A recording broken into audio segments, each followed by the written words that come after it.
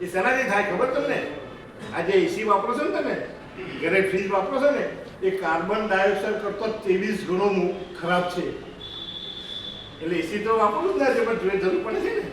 તો આ બધી વસ્તુ તમને શા માટે કહેવાની કે એક પ્રકારનો સેટેલાઇટ છે જે આપણને પૃથ્વી પર શું છે એ ખબર પડે, એનો ફોટા પાડીને રિમોટ સેન્સિંગથી ખબર પડે ક્યાં કોલસો છે, પાણી છે, ક્યાં વેજીટેશન છે, ક્યાં ફોરેસ્ટ છે, ડીફોરેસ્ટ, બધી આપણને ખબર પડે.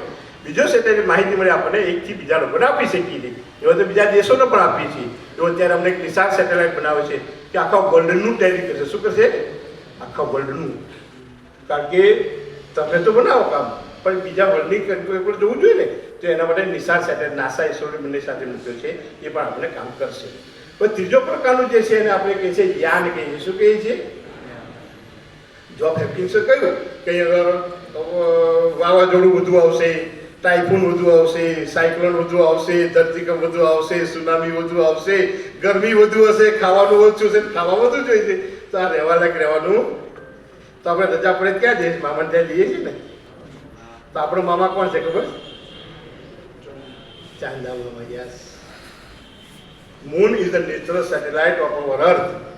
તો આપણે નજીક ત્યાં મામાને ત્યાં જવું છે, પણ મામીનો સ્વભાવ કેવો છે, ત્યાં ખાવા મળશે કે નહીં, મોબાઈલ મળશે કે નહીં, ક્રિકેટ રમવાનું મળશે કે નહીં, મેચ જોવાનું મળશે કે નહીં, બધું જોઈએ ને આપણે.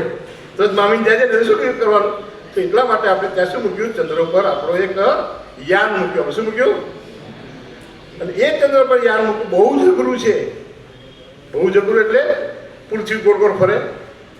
તમારો રોકેટ છે એ પણ વેરિયેબલ, સેટેલાઇટ મૂકે એ પણ વેરિયેબલ, ચંદ્ર પણ વેરિયેબલ. આખી 5 વસ્તુ વેરિયેબલ હોય તો ત્યાં મૂકવી કેટલી અઘરી હોય. તો એ કામ આપણા સાયન્ટિસ્ટો કરે. એટલું જ નહીં, પાછું ધડક ધડાકે દુનિયામાં એક ઓર્બિટથી બીજી ઓર્બિટમાં જવું હોય ને તો 60% ફેલ છે. કેટલું? આપણા કરતાં 300, 400, 500 વર્ષથી કામ કરતા દેશો છે એ પણ 60% ફેલ છે. આપણે તો આઝાદ થયા છે, 75 વર્ષે પૂરા નથી થયા.